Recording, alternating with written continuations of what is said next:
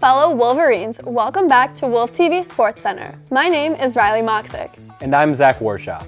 Today, we're going to cover the men's basketball dominant Big Ten wins over number 7 Purdue and Ohio State, ice hockey's sweep of the Minnesota Golden Gophers, baseball's championship at the Puerto Rico Challenge, women's basketball games against Indiana and Maryland, and the adaptive sports and fitness wheelchair basketball game against Michigan State. Michigan had a huge win as they rallied late to topple number 7 Purdue 75-73, outscoring the Boilermakers 32-21 in the final 10 minutes to move atop the Big Ten standings. After trailing by as many as 8 points early in the second half, a shift to zone defense helped Michigan slow Purdue's offense, while key shots from Namari Burnett and Vlad Golden gave the Wolverines their first lead at 59-57 with 5:33 remaining. Purdue briefly reclaimed a 4-point advantage, but a Trey Donaldson three-pointer and a steal and score from Reuben Jones put Michigan back on top. Jones's putback dunk with 39 seconds left extended the lead to 6, and Danny Wolf's clutch free throws sealed the win. Wolf led Michigan with 15 points and 9 rebounds, while Roddy Gale Jr. added 14 points as the Wolverines earned their second top 10 victory of the season. Coming off the last big win, Michigan secured yet another rivalry win over that team down south with an 86-83 road win over Ohio State, behind double-doubles from Vlad Golden and Danny Wolf. This game marked the Wolverines' 20th victory of the season. Golden led with 20 points and 10 rebounds, while Wolf added 17 points, 11 rebounds, and 5 assists. After a back-and-forth battle, Michigan led 78-73 with just over 4 minutes left, but Ohio State rallied to tie the game at 80. Roddy Gale Jr. put Michigan ahead with a clutch basket, and despite a late Buckeye three-pointer, Wolf's free throw and a defensive stop, including the world's worst layup attempt you've ever seen, sealed the win. Michigan shot 58.8% in the first half and led 44-39 at the break, with Golden scoring 12 first-half points.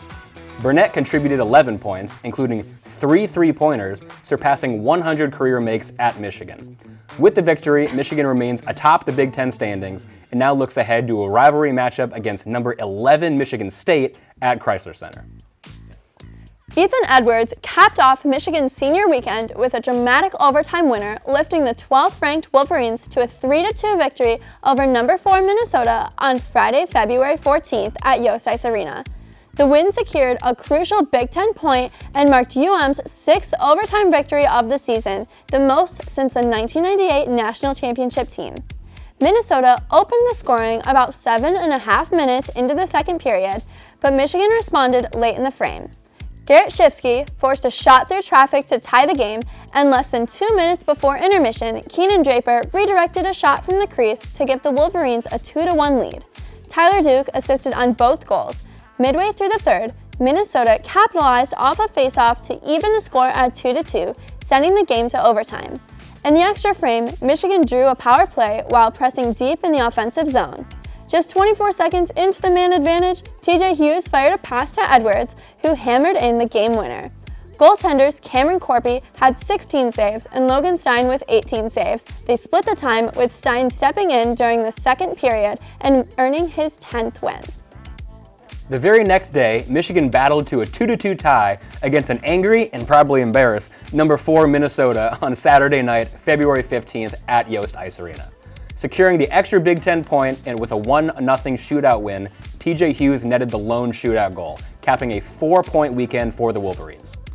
Goaltender Logan Stein was stellar, making 33 saves and earning first-star honors. He also picked up his first career point with an assist on Michigan's second goal. Minnesota struck first on a power play early in the first period, but TJ Hughes extended his point streak to 15 games with a slick breakaway goal to even the score at 1-1 just 13 seconds into the second period. The Gophers answered with their own quick strike to start the third, reclaiming a 2-1 lead.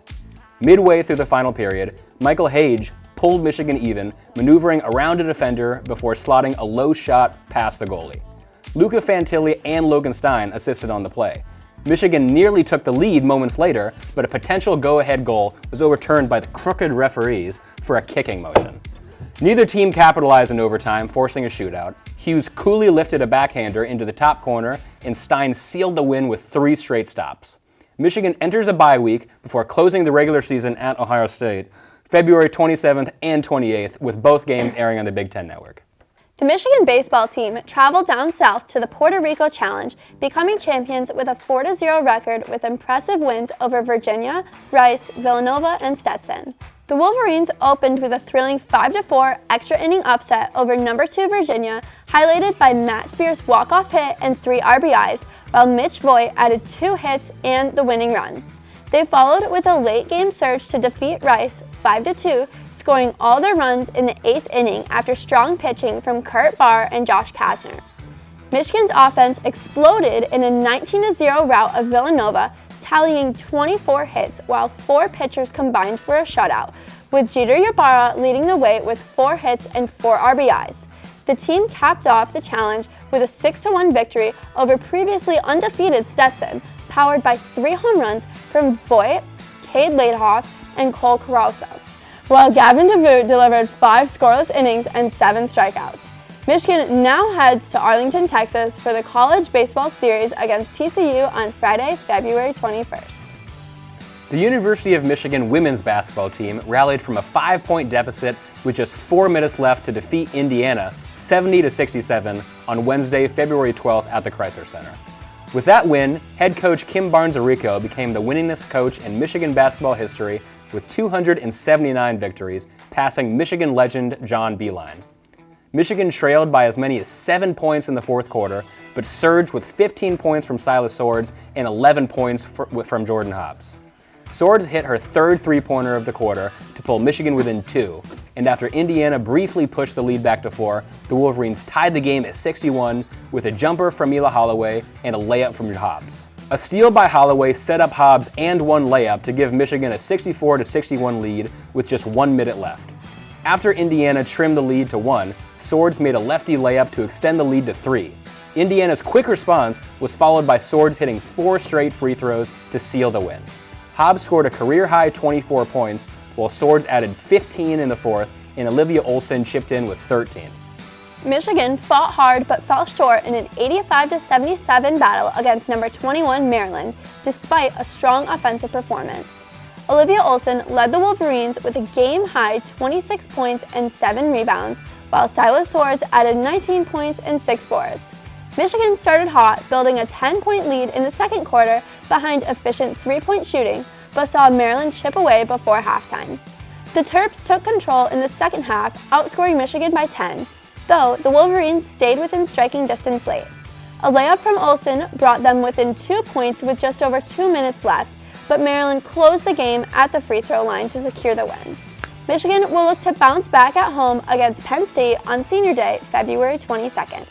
Moving back over to the Chrysler Center, the Michigan Adaptive Sports and Fitness wheelchair basketball team delivered an astounding 51-42 victory over the Michigan State Spartans.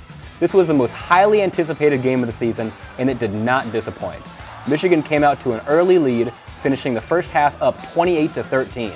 From there, the scoring continued as players scored basket after basket, with really good performances from Jerome Montgomery, Drew Dame, Daniel Delgado, and Stephen Tinnen. Up next, the Wolverines will go to the Music City Showdown at Murfreesboro, Tennessee, March 8th and 9th. Go Blue. So how are we feeling about this Friday? I'm feeling really good. The thing I love about Michigan basketball is that if you think back to the last Purdue game, which was insane. I've never heard Chrysler Center that loud. It was so loud. They play up or down to the level of their competition. Mm-hmm. They played up to Purdue, they played down to Ohio State. Ohio State played well, but Michigan could have played better. Yeah, I agree. So it's going to be 2 of the best teams in the nation going back and forth for the entire game. It is going to be absolutely phenomenal, and I cannot wait for it. I hope they can come away with the victory. It just depends on if they can tighten up the little mistakes we saw in Columbus last weekend. Yeah, I totally agree. I think that the Maze Rage is really going to make a big part in this game, and we just have to go and be loud and cheer on the Wolverines. Hopefully it's another sellout. They always say it's a sellout, but it's like there's like a couple seats that are open. Well, I think it's going to be completely packed. It'll be a sellout for sure. Thank you so much for watching another episode of WOLV TV SportsCenter. My name is Zach Warshaw. And I'm Riley Moxick. Who's got it better than us? Nobody.